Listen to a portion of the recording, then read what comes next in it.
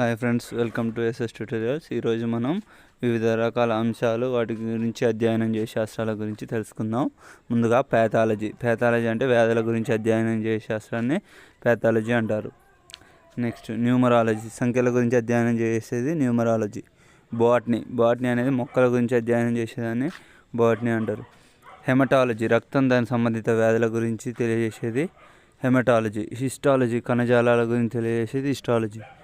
మైక్రాలజీ, fungus, శిలీంధ్ర వ్యాధుల గురించి అధ్యయనం చేసేది మైక్రాలజీ. సిటాలజీ, నీటి క్షీరదాల గురించి అధ్యయనం చేసేది సిటాలజీ. కార్డియాలజీ, గుండె సంబంధిత వ్యాధుల గురించి అధ్యయనం చేసేది. జెరంటాలజీ, వృద్ధాప్యంలో వచ్చే వ్యాధుల గురించి అధ్యయనం చేసేది. న్యూరాలజీ, నరాలకు సంబంధించిన వ్యాధుల గురించి అధ్యయనం చేసేది. అంకాలజీ గురించి కణతల గురించి అధ్యయనం చేసేది. ఆప్టిక్స్, కాంతి దాని యొక్క ధర్మాల గురించి తెలియజేసేది. ఎకాలజీ, వృక్షాలు, జంతువులు చుట్టూ ఉండే పరిసరాల గురించి. గైనకాలజీ, స్త్రీలకు సంబంధించిన వ్యాధుల గురించి. హైడ్రోఫానిక్స్, భూమి అవసరం లేకుండా మొక్కల్ని పెంచడం. ట్రైకాలజీ, కపాలపై ఉండే చర్మం గురించి అధ్యయనం చేసేది. మెటీరాలజీ, వాతావరణం గురించి అధ్యయనం చేసేది.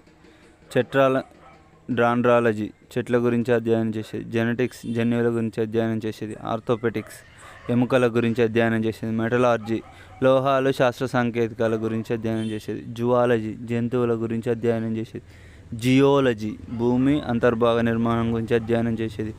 ఒడెంటాలజీ, దంతాలకు వచ్చే వ్యాధుల గురించి తెలియజేసేది. ఎంటమాలజీ, కీటకాల గురించి అధ్యయనం చేసేది. కాస్మాలజీ, విశ్వం యొక్క మూలం గురించి అధ్యయనం చేసేది. హెప్నాలజీ, నిద్రకు సంబంధించిన వ్యాధుల గురించి.